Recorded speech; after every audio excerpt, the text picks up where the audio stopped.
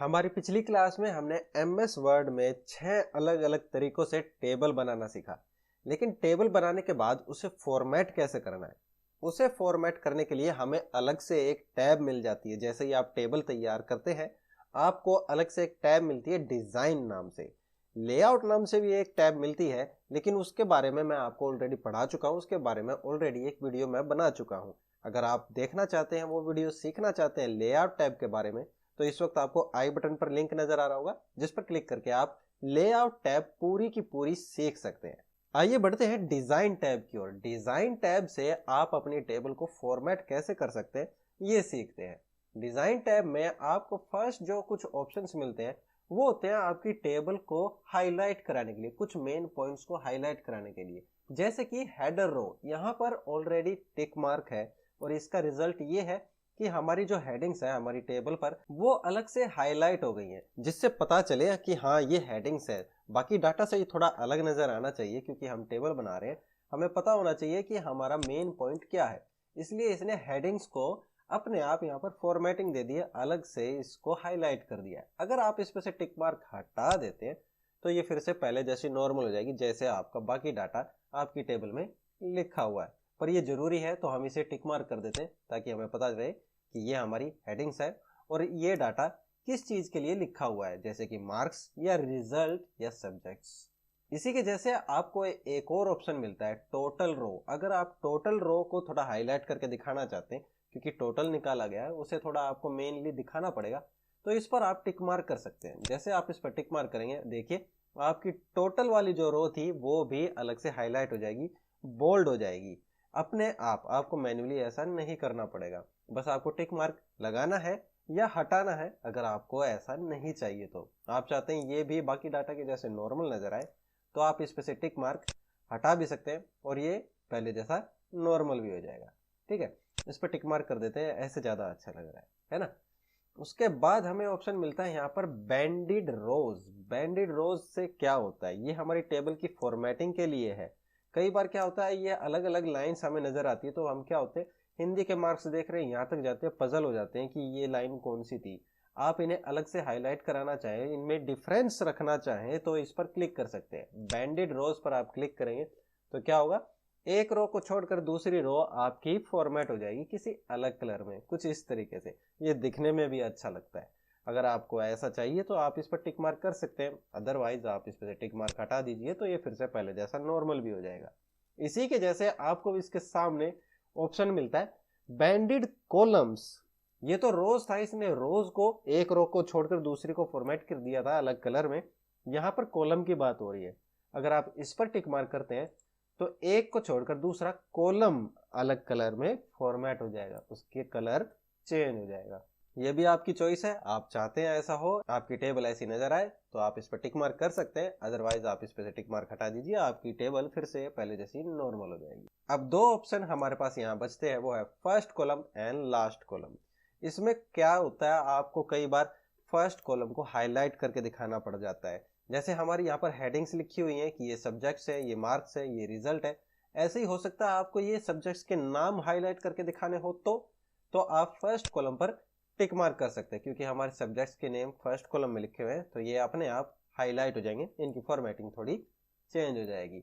इसी तरह अगर आप रिजल्ट्स को हाईलाइट करना चाहते हैं, जो कि लास्ट कॉलम में लिखे हुए हैं, तो आप लास्ट कॉलम पर टिक मार्क कर सकते हैं और ये आपके लास्ट कॉलम्स में मौजूद आपके डाटा को हाईलाइट करके दिखाएगा, उसे थोड़ा फॉर्मेट कर देगा, अलग से शो करेगा। आप अपनी जरूरत के अनुसार इसे ऑन या ऑफ कर सकते हो। ठीक है, ये तो थे कुछ ऑप्शन जिनके जरिए आप अपनी टेबल में मौजूद कोई डाटा हाईलाइट करा सकते हैं, उसे दिखा सकते हैं। अब ओवरऑल इसके डिजाइन की बात आ जाए, स्टाइल की बात आ जाए, तो वो हमें यहाँ मिल जाते हैं हमारी टेबल के लिए स्टाइल। आप इस एरो पर क्लिक करते हैं तो आपको यहाँ पर बहुत से स्टाइल मिल जाएंगे, बने बनाए स्टाइल है। आपको अलग से फॉर्मेटिंग नहीं करनी पड़ेगी, बस आपको जो भी स्टाइल पसंद है वो यहाँ से सिलेक्ट कर लीजिए एंड क्लिक, और वही स्टाइल आपकी टेबल पर अप्लाई हो जाएगा, बस एक सिंपल क्लिक में। आप जो भी स्टाइल यहाँ से चाहे ले सकते हैं, किसी भी कलर में। आपको ये पूरा कलर्ड नहीं चाहिए तो आप यहाँ से भी ले सकते हैं, ओनली टेक्स्ट एंड बॉर्डर आपका कलर्ड हो जाएगा। उसके अलावा भी आप यहाँ से कोई भी स्टाइल ले सकते हैं। ये देखिए, ये ज्यादा बेटर नजर आ रहा है ना। तो इस तरह के टेबल के बने बनाए स्टाइल अगर आपको चाहिए तो आप यहाँ से ले सकते हैं, वरना मैन्युअली तो आप कर ही सकते हैं, है ना। तो हमने यहाँ से बना बनाया ले लिया है। अब देखते हैं हम अगर मैन्युअली इसे कोई कलर देना चाहें तो कैसे दे सकते हैं। वो हम दे सकते हैं यहाँ शेडिंग से। आपको जिस भी कॉलम या सेल में कहें आपको अलग से कोई कलर देना है। मान लीजिए किसी सब्जेक्ट में ये बच्चा फेल हो गया, मुझे इसे हाईलाइट करके दिखाना। पहले मैं रिजल्ट चेंज कर दूं, मैं लिख देता हूँ यहाँ पे FAIL फेल। अब मुझे इस फेल को हाईलाइट करके दिखाना है क्योंकि ये अलग है, पास है ना, तो मैं इसे अलग से हाईलाइट करके दिखाना चाहता हूँ। तो मैं यहाँ पर शेडिंग कर सकता हूँ। ठीक है, कैसे करेंगे, इस सेल में पहले अपना कर्सर रखेंगे, उसके बाद जाएंगे शेडिंग में और यहाँ से इसे रेड कलर दे देंगे जिससे कि ये अलग से हाईलाइट हो जाएगा और हमें इंडिकेट करेगा कि इस सब्जेक्ट्स में ये बच्चा फेल है। तो ज़रूरत के अनुसार अगर आपको कहीं शेडिंग देनी पड़े किसी सेल में तो आप यहाँ से दे सकते हैं और इन कलर्स में से कोई भी कलर आप चूज कर सकते हैं। और अगर आप हटाना चाहते हैं तो आपको यहाँ पर नो कलर का भी ऑप्शन मिल जाता है और यहाँ से वो कलर रिमूव हो जाएगा। और इन केस अगर ऐसा कोई कलर है जो आपको यहाँ पर नहीं मिल रहा है तो आप मोर कलर्स पर जाकर कोई भी कलर यहाँ से ले सकते हैं। आपको यहाँ पर और भी बहुत सी शेड मिल जाएंगी। कस्टम पे जाएंगे तो आपके पास और भी बहुत ज़्यादा रेंज हो जाएगी। ये देखिए, आप किसी भी कलर को ऐसे लाइट या डार्क मोड में ऐसे सिलेक्ट कर सकते हैं। ठीक है, तो ये था शेडिंग। आगे बढ़ते हैं, मिलता है हमें बॉर्डर स्टाइल। हमारी टेबल के चारों ओर एक बॉर्डर मौजूद है, उस बॉर्डर का भी अपना एक स्टाइल होता है, यानी कि ये जो लाइंस इनको अलग कर रही हैं जिनके थ्रू हमारे कॉलम, रो और सेल बने हुए हैं, इनका भी अपना एक स्टाइल होता है कि ये लाइन, ये बॉर्डर किस तरह से नजर आए। आप यहाँ से कोई भी स्टाइल ले सकते हैं जो भी आपको पसंद हो। हम ले लेते हैं ये रेड वाला लेते हैं। जैसे ही आप इस पर क्लिक करते हैं आपके पास आपका कर्सर जो है एक पेंसिल जैसे, ब्रश जैसे रूप में आ जाता है और यहाँ से आप अपनी टेबल में मौजूद किसी भी बॉर्डर को चेंज कर सकते हैं। बस एक क्लिक करने पे आपने जो स्टाइल चूज किया था उसी स्टाइल में ये आपके उस बॉर्डर को आपकी टेबल में मौजूद उस सेल को या कॉलम को या रो को ऐसे चेंज कर सकता है। आपको बस क्लिक करना है अपने पसंद की किसी भी लाइन पर अपनी टेबल में मौजूद रो या कॉलम को ऐसे चेंज करने के लिए। ठीक है, तो ये तो था बॉर्डर स्टाइल। अगर आप यहाँ से लेना चाहते हैं तो ले सकते हैं। ठीक है, इसे अंडू कर देते हैं ताकि ये फिर से पहले जैसा नॉर्मल हो जाए। आगे बढ़ते हैं तो हमें यहाँ पर अपने बॉर्डर के लिए और भी बहुत से ऑप्शंस मिल जाते हैं। जैसे कि अगर आप डॉटेड में चाहते हैं तो यहाँ से ले सकते हैं, या डबल या 3 लाइंस के साथ अगर आप कोई बॉर्डर चाहते हैं तो वो भी आपको यहाँ पर मिल जाएगा। ये देखिए, यहाँ पर हमारे पास कई अलग अलग तरह के बॉर्डर मौजूद हैं, उनका स्टाइल मौजूद है। आप यहाँ से अपनी पसंद का कोई भी बॉर्डर सिलेक्ट कर सकते हैं।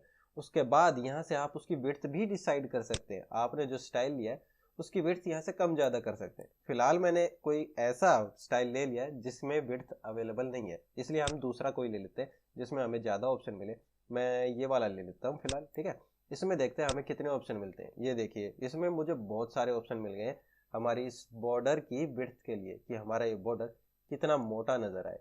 तो अगर आप चाहते हैं इसकी विड्थ भी, इसकी मोटाई भी कम या ज़्यादा करना चाहें तो यहाँ से कर सकते हैं। मैं ये वाला ले लेता हूँ, ये वाला ले लिया। उसके बाद आप यहाँ से डिसाइड कर सकते हैं कि इसका कलर क्या हो। फिलहाल ये लगभग ब्राउन कलर का है।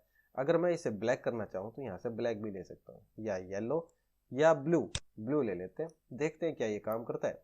फिर से मेरा कर्सर पेंसिल के जैसा हो गया और अब आप यहाँ से कोई भी सेल, रो, कॉलम इस तरह से चेंज कर सकते हैं। उसके बॉर्डर को आप बदल सकते हैं। ये देखिए, अब मेरी इस सेल पर मौजूद बॉर्डर कुछ ऐसा नजर आएगा जो हमने यहाँ से सिलेक्ट किया था। इसे कर देते हैं अंडू ताकि ये फिर से पहले जैसा नॉर्मल हो जाए और हम अपना नेक्स्ट ऑप्शन समझ सके। ठीक है, हमने यहाँ से अपना बॉर्डर सिलेक्ट कर लिया है और यहाँ पर मुझे पेंसिल मिल जाती है इसे चेंज करने के लिए। लेकिन अगर मुझे पूरे के पूरे बॉर्डर को एक साथ चेंज करना हो तो मैं कैसे करूँगा, वो मैं यहाँ से कर सकता हूँ। आप बॉर्डर्स पर क्लिक करते हैं तो आपको कई अलग अलग ऑप्शन मिलते हैं जिनके जरिए आप अपनी टेबल के बॉर्डर को चेंज कर सकते हैं। फिलहाल मेरा कर्सर इस सेल में मौजूद है तो ये इस सेल पर इफेक्ट दिखा रहा है और यहाँ मैं सिलेक्ट करता हूँ बॉटम बॉर्डर तो क्या करता है, ये इस सेल के बॉटम में बॉर्डर लगा दे रहा है।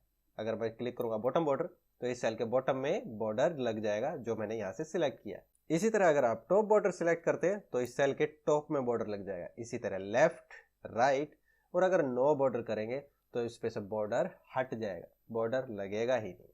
और अगर आप चूज करते हैं ऑल बॉर्डर तो इस सेल के चारों ओर बॉर्डर लग जाएगा। और अगर आप चूज करते हैं आउटसाइड बॉर्डर तो ये क्या करेगा, आपकी टेबल के आउटसाइड, बाहर की तरफ बॉर्डर लगा देगा। इसके लिए हमें पूरी टेबल को सिलेक्ट करना पड़ेगा। मैं पूरी टेबल को सिलेक्ट कर लेता हूँ इस ऑप्शन को समझाने के लिए। ठीक है, ये मैंने पूरी टेबल सिलेक्ट कर लिया। जाएंगे बॉर्डर पर और इस बार आप चूज करते हैं आउटसाइड बॉर्डर तो देखिए मेरी टेबल के बाहर की तरफ वो बॉर्डर अप्लाई हो चुका है जो मैंने यहाँ से सिलेक्ट किया था।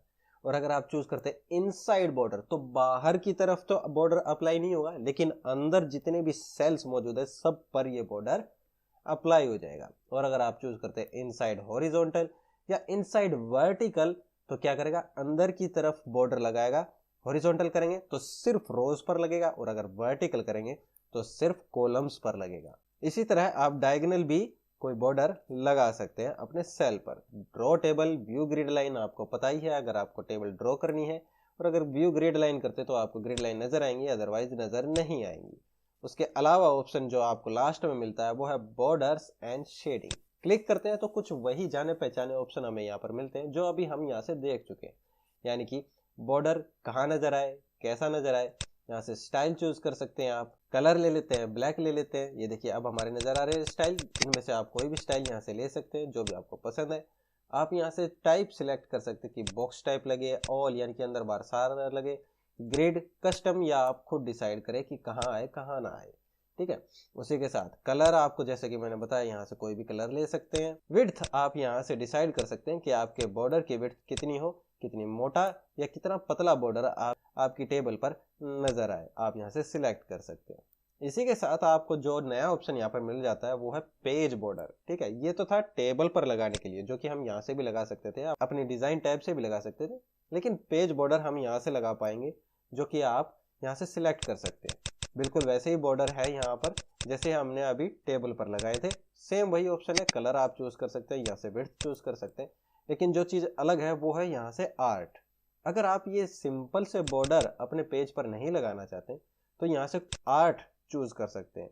यहाँ पर आपको छोटी छोटी कुछ पिक्चर्स मिल जाएंगी जो आपके बॉर्डर के रूप में आपके पेज पर अप्लाई होंगी, टेबल पर नहीं, पेज पर। आप अपनी पसंद की कोई भी आर्ट यहाँ से चूज कर लेंगे, जैसे कि ये ट्री ले लेता हूँ मैं।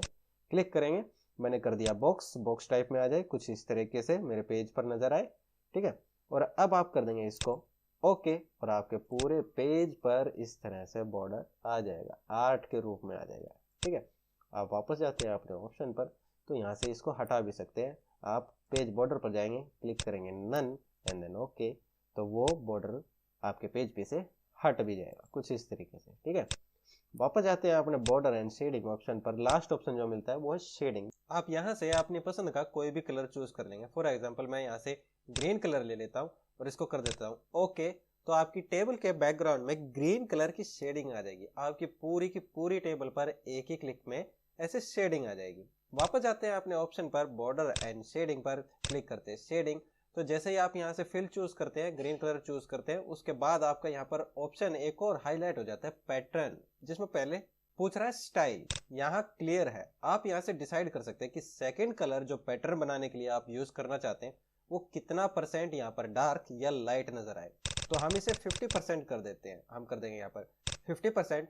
और सेकंड कलर पैटर्न बनाने के लिए हम यहाँ से चूज कर लेते हैं, हम यहाँ से ब्लैक कलर चूज कर लेते हैं। ठीक है, हमने यहाँ पर पैटर्न बता दिया कि ग्रीन और ब्लैक कलर के साथ एक पैटर्न तैयार हो जाए, और हम इसे कर देंगे अब ओके। और देखिए हमारी टेबल के बैकग्राउंड में अब ब्लैक और ग्रीन कलर के साथ एक पैटर्न नजर आ रहा है। आपको शायद स्क्रीन पर अच्छे से नजर नहीं आ रहा होगा, इसमें अच्छे से नहीं पता चल रहा होगा कि यहाँ पर पैटर्न मौजूद है बजाय सिंपल कलर के। तो आप खुद अपने पीसी पर ऐसा ट्राई जरूर करना। तो ये तो था हमारा ऑप्शन बॉर्डर एंड शेडिंग में शेडिंग। बॉर्डर पेंटर आप देख ही चुके हैं, जो हमने यहाँ से सिलेक्ट किया था बॉर्डर, तब हमारी पेंसिल जैसे आ जाती थी जिससे हम अपनी टेबल की बॉर्डर्स को चेंज कर सकते थे। ये वही बॉर्डर पेंटर है। अगर आप दोबारा इस पर क्लिक करते हैं तो जो भी स्टाइल यहाँ पर सिलेक्ट होगा आपके बॉर्डर का, उस स्टाइल में आपकी ये ब्रश आ जाएगी, पेंसिल जैसे हो जाएगा आपका कर्सर, और आप अपनी टेबल में मौजूद बॉर्डर्स को ऐसे चेंज करना स्टार्ट कर सकते हैं। अगर आप इस पर दोबारा क्लिक करेंगे तो ये फीचर ऑफ हो जाएगा। तो ये थी आज की हमारी क्लास जिसमें आपने MS वर्ड में मौजूद अपनी टेबल को फॉर्मेट करना सीखा। अगर आपको आज की हमारी क्लास यानी कि वीडियो पसंद आई, लाइक कीजिए, और अगर आप पढ़ने लिखने के इस सफर पर हमारे साथ ऐसे बने रहना चाहते हैं तो चैनल को सब्सक्राइब कीजिए। अपने सवाल और सजेशंस कमेंट बॉक्स में जरूर शेयर करें। जल्द मिलेंगे आपसे अपनी अगली क्लास में, तब तक जो सीखा उसकी प्रैक्टिस कीजिए। Bye bye.